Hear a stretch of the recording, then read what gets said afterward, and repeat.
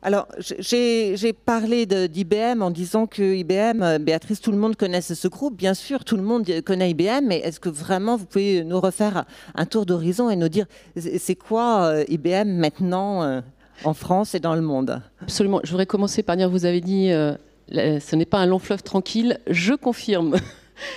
En fait, je voudrais parler d'IBM. J'ai plusieurs façons de le faire, soit en vous donnant beaucoup de chiffres, ou soit en partageant avec vous la façon dont on le vit, je dirais. Et ces deux versions me plaisent. Pour moi, c'est une histoire extraordinaire d'innovation, mais d'innovation au fil des années pour accompagner l'évolution de l'homme et de la femme et de la société et des entreprises. C'est une aventure humaine absolument extraordinaire. C'est une entreprise internationale, mondiale et locale, parce qu'on est dans 170 pays, 370 000 collaborateurs. Et effectivement, une histoire qui a énormément évolué, parce que à l'origine, la première proposition de valeur, c'était des cartes perforées pour pouvoir mesurer le temps de travail, par exemple, des ouvriers dans les usines. Donc autant dire que c'était quand même évidemment un cas d'usage très important et très intéressant.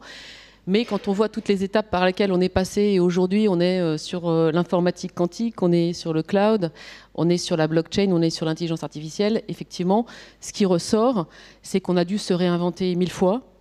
Quand je regarde par tranche de 10 ans les concurrents que nous avons eus sur notre secteur d'activité, c'est vrai qu'ils sont extrêmement différents. Certains ont eu des évolutions très différentes, certains ont disparu, d'autres se sont ou regroupés ou repensés.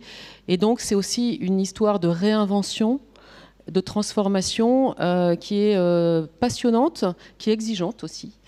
Voilà. Alors, je parlais de cette dimension d'innovation, juste pour donner quand même quelques chiffres. En fait, nous, sur nos 78 milliards de chiffre d'affaires, on investit 5 à 6 milliards chaque année. Et en fait, j'ai calculé en moyenne, on sort 25 brevets tous les jours. Tous les jours. C'est-à-dire, ça fait 28 années consécutivement que nous sommes l'entreprise qui déposons le plus grand nombre de brevets. Alors, le sujet, c'est vraiment qu'est-ce qu'on fait qu'est-ce qu'on fait de ces brevets. On a une centaine de laboratoires de recherche dans le monde. Après, ce qui est important aussi, c'est que ça nous tient à cœur en France d'avoir cette activité de R&D, ce qui est le cas dans différents sites en région et en région parisienne, à Saclay par exemple, mais pas uniquement. Et de se dire qu'un certain nombre de produits et d'innovations, finalement, nous y avons contribué. Voilà, elles ont été produites en France, même si elles ont une portée internationale. Merci beaucoup. Et je parlais des vagues d'innovation. On a eu un livre qui a fait date, Le pouvoir de la destruction créatrice, publié cette année avec Philippe Aillon et ses co-auteurs. Et comment est-ce que IBM a surmonté cette destruction créatrice au cours de ces années? Ouais, alors ça, c'est un sujet vraiment passionnant. Et je pense que c'est important d'en tirer des leçons. Parce que, et en particulier dans notre secteur d'activité, je dirais que c'est un sujet, honnêtement, c'est un sujet permanent. Donc, moi, je mettrais en premier lieu, et ça va peut-être vous surprendre, le sujet des valeurs. On peut se poser la question, nous avons les mêmes valeurs depuis 110 ans. Ce qui est intéressant, c'est que ces valeurs, elles évoluent au goût du jour, au gré de l'actualité. Et donc, on peut y mettre une connotation différente, bien sûr, au fil des ans. Donc, la première valeur, c'est Customer Success. Donc, ça veut dire qu'en fait, on vit, on respire, on se définit par rapport à nos clients. Aujourd'hui, on est fondamentalement une entreprise B2B, business to business, alors que nous avons eu par le passé des incursions dans le domaine consumer. Mais c'est une stratégie, une décision vraiment délibérée. Et donc, ce que ça veut dire concrètement aujourd'hui, et je dis ça parce que vous pouvez imaginer une comparaison par rapport à des acteurs sur notre secteur, c'est qu'il est hors de question pour nous d'aller concurrencer nos clients. Voilà, ce qui n'est pas nécessairement le choix d'autres. Donc, nous, notre mission et notre vocation, c'est de nous mettre derrière nos clients, de leur amener de la technologie, de l'expertise, du conseil, de l'énergie, tout ce qu'ils veulent, pour eux-mêmes être successful. Donc ça, c'est vraiment notre vocation. Donc typiquement, ça va de pair, par exemple aujourd'hui, le débat sur la donnée, à qui appartiennent les données, ça va de pair avec notre conviction affichée et clamée haut et fort depuis plus de 30 ans, que les bijoux de famille, les données des clients appartiennent aux clients. et qu'on ne va pas aller les prendre, les usurper, les détourner, les exploiter, etc. On fournit les technologies et des experts pour les aider à ça. Ça, c'est vraiment une première valeur qui est très importante.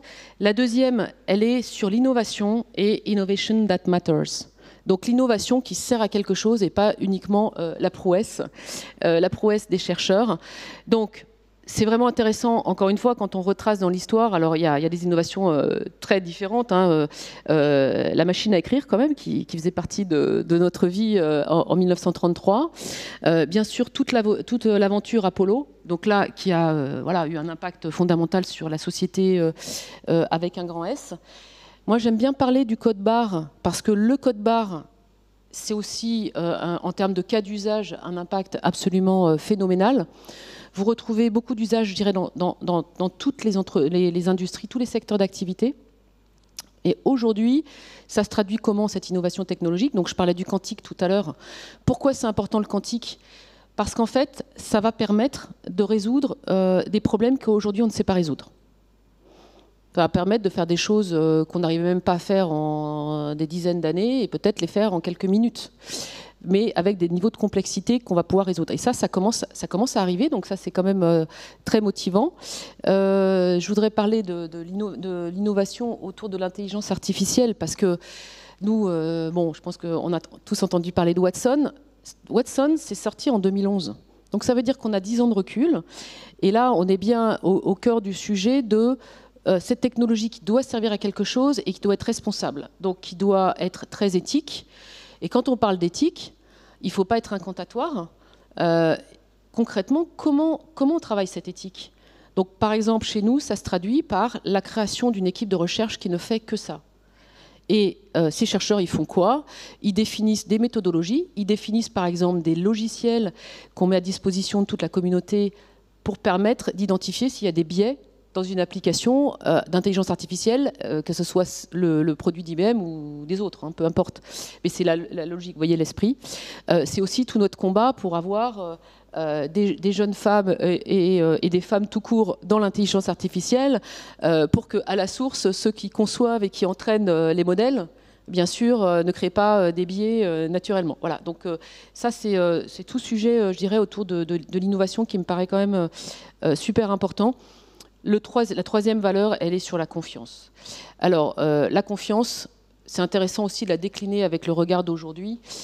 Finalement, vous avez la confiance dans la technologie, la confiance dans les personnes, la confiance dans les relations. Si on prend 2 secondes de recul par rapport à cette notion de virage technologique, en fait, nous, on était fondamentalement une société de hardware, de matériel. Et 80% de notre chiffre d'affaires, c'était ça. On a failli mourir dans les années 90. Et là, on a pris une décision intéressante, c'est qu'on est allé chercher pour la première fois un client pour diriger IBM, président mondial, un client, qui quand même a dit il y a 2-3 petits problèmes, il va falloir changer. Et là, il a recentré l'entreprise sur les clients, sur la valeur. Et c'est là où on a dit il faut aller faire du logiciel et du service, parce que c'est ça qui va amener la valeur au client. Et ça nous a amené à avoir cette stratégie délibérée autour de la valeur. Et depuis les années 90, on a tourné avec notre recherche et développement, comme je l'expliquais, et des alliances et surtout des acquisitions. Donc, pour pouvoir payer des acquisitions, il faut aussi faire des désinvestissements. Et donc, nous n'avons eu de cesse que d'analyser les activités qui, au fur et à mesure, perdaient de la valeur, même si elles ne perdaient pas d'argent, et dire, celle-là, on va arrêter d'en faire. Par exemple, on va arrêter de faire des imprimantes, on va arrêter de faire des PC, parce que la valeur, on pense que nos clients, ils la mettent ailleurs. Et du coup, on a fait, et pour vous donner un exemple, entre les années, par exemple, 2000 et 2018, on a fait 180 acquisitions. Et la dernière en date, c'est Red Hat, parce que ça nous paraissait très, très important d'avoir cette logique open source. On a quand même payé 34 milliards, donc c'est quand même un énorme pari. Aujourd'hui, on est absolument ravis. Mais voilà, c'est juste pour dire que c'est quand même pas un long fleuve tranquille, parce qu'il faut prendre des risques, et il faut arriver à se projeter.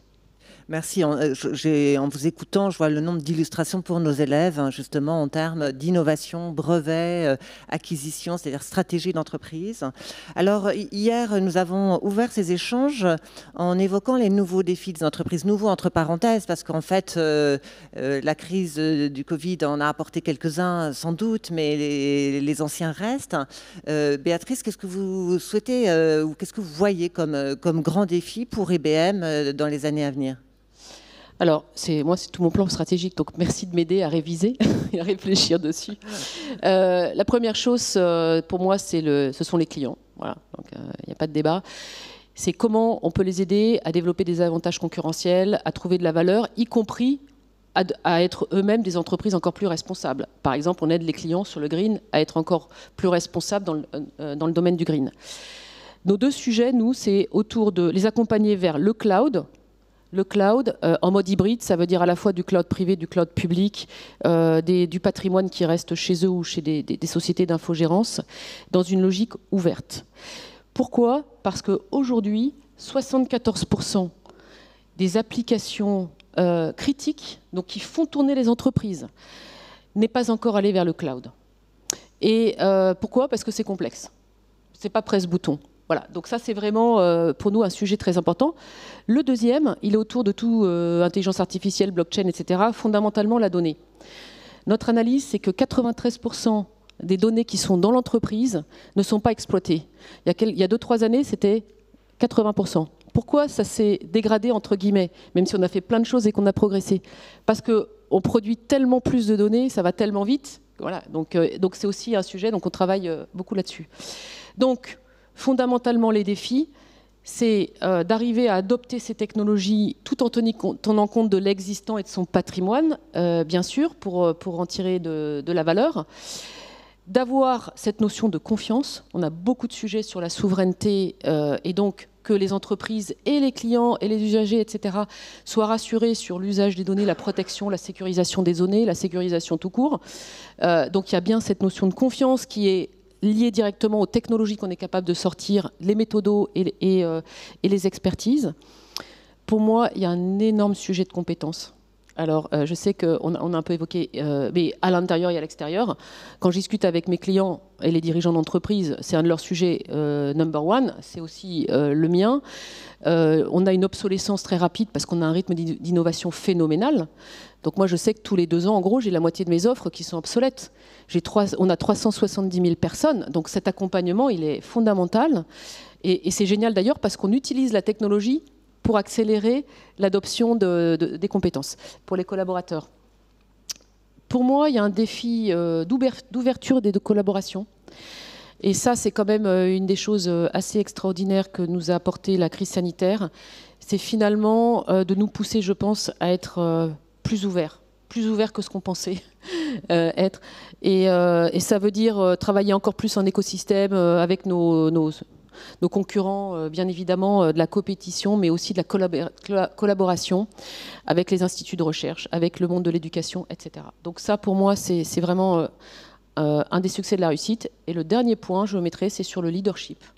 Le style de leadership. Je pense que cette crise sanitaire nous challenge en tant que leader, nous met encore plus en responsabilité. Et ça, c'est vraiment très intéressant aussi, je dirais, de réfléchir là-dessus et de s'exercer. Merci beaucoup. Alors, avant de passer aux questions qui nous ont été envoyées par les participants, le professeur à distance, ils étaient plus de 700 à s'inscrire pour suivre ces échanges. Nous avons passé hier un petit extrait d'un entretien que nous avons eu sur le programme PITech. Et je serais très heureuse que vous puissiez nous en dire 2 mots et nous expliquer comment vous choisissez les lycées dans lesquels vous développez ce programme de formation. Ah oui, alors ça nous tient particulièrement à cœur. Donc PITech a pour vocation à la fois de contribuer aux talents de demain dans le secteur du numérique. Je suis aussi au conseil d'administration du ex-Syntec numérique Numéum maintenant. C'est un secteur assez important, je dirais, en termes de création d'emplois. Hein. Même l'an dernier, création nette d'emplois 4600 et on projette 232 000 créations d'emplois dans le secteur du numérique d'ici 2027. Donc, on a une tension, je dirais, sous l'emploi. Donc, l'objectif de PITech, c'est de créer des talents de demain et d'avoir aussi une logique d'insertion. et de tendre la main à des jeunes pour finalement augmenter leurs chances d'avoir un job qui les ravisse et qui les épanouisse. Alors, ça a démarré en fait aux États-Unis. Aujourd'hui, c'est dans 28 pays, 150 000 jeunes qui ont pu en bénéficier. Et nous avons décidé de le déployer en France quand, à l'appel de Tech for Good, le groupe qui était en charge de l'éducation a décidé d'adopter Pitech pour la France. Alors aujourd'hui, il y a 5 lycées Pitech et avec l'aide du ministère de l'Éducation nationale et des donneurs d'ordre, des entreprises, des clients, et moi j'ai souhaité et proposé, et ça a été accepté avec grand plaisir, que Syntec Numérique puis Numéum aussi contribuent. L'idée est de dire il faut vraiment passer à l'échelle. Alors le principe, et nous avons vraiment souhaité nous inscrire dans le cadre des programmes des lycées professionnels, c'est volontaire, travailler avec les professeurs, les rectorats, et donc l'idée c'est d'accompagner jusqu'au BTS. Et là, on aide sur du mentoring, donc un peu tous les mois, voilà, avec un mentor ou une mentor qui accompagne le jeune pendant les 5 ans. Ce sont des sessions d'explication, de présentation, de travailler en commun sur un projet sur l'Internet des objets, etc. Et puis de l'immersion dans nos entreprises. On a quand même réussi à fonctionner pendant la crise sanitaire. Donc, ce qu'on voit, c'est que les jeunes sont super motivés, il n'y a pas d'absentéisme, donc ça c'est enthousiasmant pour tout le monde. On travaille très très bien avec les professeurs. Notre seul problème, c'est qu'on n'a pas assez de jeunes filles. Donc là, il y a vraiment un focus, c'est pas une surprise, mais bon voilà, c'est un vrai sujet. Le choix des élèves en 3e, on ne prend pas les plus forts, on prend les plus motivés pour la sélection, et ça commence donc en seconde. Et le choix des lycées, en fait, eh bien, il est ouvert. C'est-à-dire que moi, j'essaye d'avoir pas mal de contacts avec les recteurs, j'essaye d'avoir pas mal de contacts avec les entreprises en leur disant où est-ce que vous voulez ouvrir un Pitech. Donc en fait, c'est ouvert partout, j'allais dire. Mais c'est du travail. Alors, moi, j'ai mis un peu des équipes, mais je ne peux pas tout faire, je ne peux pas faire toute la France. On a déjà aujourd'hui 5 lycées Pitech. Mon rêve, c'est qu'il y en ait plusieurs dizaines. Voilà, on en aura d'autres à la rentrée, et d'ici janvier. On travaille sur un certain nombre de villes. Ce qui est intéressant, c'est cette dimension territoriale. Aujourd'hui, on en a à Douai, on en a à la Garenne-Colombes, on en a à Gardanne, à Latte, et puis à Paris. Mais voilà, c'est open. Et quand vous ouvrez cette proposition, quels sont vos interlocuteurs? Vous adressez d'abord au recteur et ensuite, voilà, c'est pour savoir plus précisément et très concrètement à qui vous lancez cet appel. Alors très concrètement, je lance cet appel au recteur, mais ça peut aussi venir de l'équipe de direction du lycée. Il n'y a aucun problème. On rebouclera avec le rectorat. Et puis les entreprises. Parce que pour un lycée, il faut être 2-3 partenaires. Je prends l'exemple des 2 premiers lycées qu'on a montés. Donc on était avec Orange, BNPP et IBM. Ensuite, on a eu par exemple près de Montpellier, donc on est avec Sanofi et La Poste. C'est bien d'être à 2 ou 3 entreprises, mais ça peut être à l'initiative d'un lycée qui se rapproche de nous. Il n'y a aucun problème. Et puis on rebouclera avec le rectorat. Hein. Merci beaucoup. Alors, je passe aux questions qui vous ont été posées. Hier, nous avons eu un débat aussi sur la gouvernance des entreprises. Comment se passent les prises de décision au sein d'IBM? Quelle est votre autonomie également par rapport à IBM aux États-Unis? Ça, c'est aussi une très très bonne question parce que nous sommes une entreprise mondiale. Alors, ce qui me fait le plus mal au cœur, je vais vous dire, et je considérais que j'ai réussi mon mandat, si dans la presse disparaît la notion de géant américain à chaque fois qu'on parle d'IBM. Voilà, ça me fera vraiment plaisir parce qu'on est depuis 1914 en France. La première filiale en dehors des US, c'était en France. Et on a un employeur quand même important sur le territoire français, ça nous tient à cœur. Voilà. Donc nous, il y a à la fois cette notion d'entreprise mondiale qui est assez prescriptive, bien évidemment, et partout où l'effet de taille, où cette approche industrielle très importante, internationale, est un avantage, on en tire parti. Et dans notre métier, c'est vrai que la technologie, comme je disais, elle est conçue dans nos labs. Nos labs, ils sont un peu à travers le monde. Voilà. Donc c'est un petit peu, je dirais, réparti, mais c'est vrai que c'est assez prégnant au niveau des US. Quand on dirige un pays, en fait, on doit donner du sens à la stratégie qui a été définie au niveau mondial. Moi, mon job, c'est pas de définir la stratégie, c'est de la décliner, l'adapter en France et de lui donner du sens. Et le sens, on va le retrouver vis-à-vis des clients, vis-à-vis de toutes les institutions représentatives, vis-à-vis des citoyens et de nos collaborateurs. Donc ça fait quand même de très très gros chantiers. Et je prends l'exemple du quantique. La question, c'est par rapport à tout l'avantage technologique que nous avons, qui est réel. Là, en Allemagne, on a annoncé il y a 2 mois quelque chose d'extraordinaire, qui est quand même le premier ordinateur commercial, j'allais dire, mais pour l'Institut Fraunhofer en Allemagne, qui va leur donner un avantage, bien évidemment, en termes de découverte de plein de choses. Bon, mon rêve, c'est de pouvoir faire ça en France. Donc voilà le genre de responsabilité que j'ai. Après, en termes d'autonomie, ce sujet est intéressant aussi parce que ça m'amène à la notion de leadership et des compétences à développer, sur lesquelles on passe pas mal de temps avec nos managers. C'est le leadership by influence. Nous, on est une organisation matricielle. On peut considérer que parce qu'on n'a pas l'autorité sur le papier, on ne va pas s'en sortir, ou qu'on n'a pas la délégation. Pour moi, c'est un non-sujet. Il faut qu'on travaille, et c'est la qualité première que je demande aux collaborateurs de travailler, c'est le leadership by influence, qui fait que on travaille et on fait progresser son impact pour convaincre, pour entraîner, pour mobiliser, pour écouter, pour voilà. Ça fait vraiment bouger les lignes. Merci beaucoup. Une autre question, la blockchain n'est pas green, et pourtant, comment allier ces 2 objectifs? Alors, en fait, on peut pas dire que la blockchain n'est pas green. Ça dépend. Parce qu'il y a des blockchains publiques et il y a des blockchains permissionnées. Et ça peut paraître un peu barbare, mais la blockchain permissionnée, en fait, elle est beaucoup plus cadrée et il y a des règles, si vous voulez, il y a des règles d'accès, etc., qui cadrent beaucoup plus. Et donc, sur l'impact, sur le sujet green, ça fait une très grosse différence. Voilà. Maintenant, nous, on travaille beaucoup sur la blockchain, sur des blockchains permissionnées, parce qu'en fait, justement, comme on est en business to business, voilà. Maintenant, le green est un énorme sujet globalement pour nous tous, bien évidemment. Nous avons annoncé notre neutralité à 2030. On a un plan de marche au niveau international et français qui est assez rythmé. Et notre objectif véritablement est d'utiliser l'innovation technologique pour compenser. Voilà. Ça c'est très très important. Je parlais du quantique et de l'intelligence artificielle, par exemple. En ce moment, en début d'année, on a réussi à mettre au point des batteries grâce au quantique, sans recours aux métaux précieux, et qui sont donc beaucoup plus vertueuses, je dirais, et puis efficaces et moins chères. Donc si on arrive à développer des choses comme ça, c'est vraiment très intéressant. Et également de l'innovation technologique pour développer des membranes qui captent les émissions de CO2 et essayent après de travailler pour les retraduire en matières premières. Donc tout ça, c'est assez encourageant, ça prend du temps. Mais voilà, sur le sujet du green, c'est quand même un axe de concentration fort.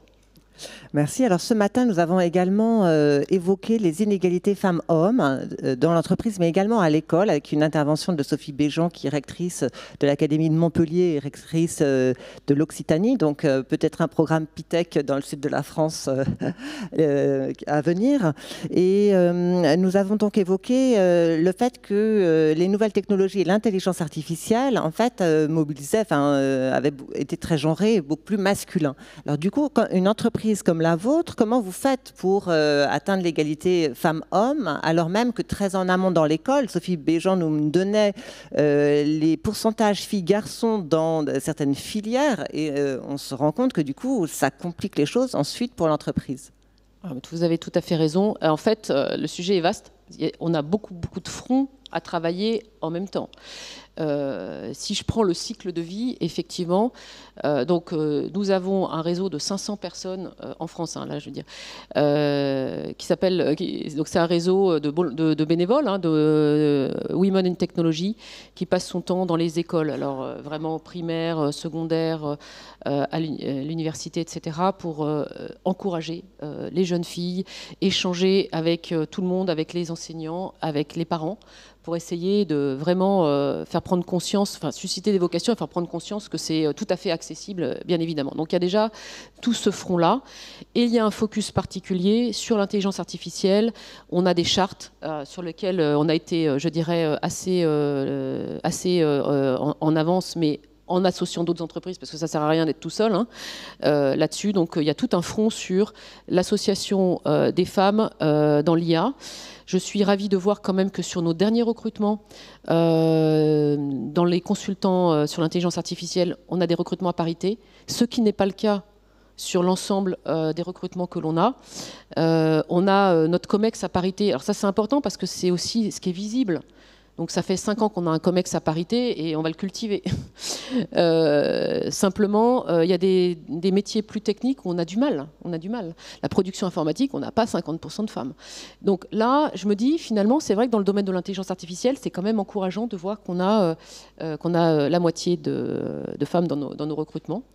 Voilà, donc là, c'est typiquement un sujet où, quand je parlais d'ouverture tout à l'heure, il faut quand même globalement travailler tous ensemble.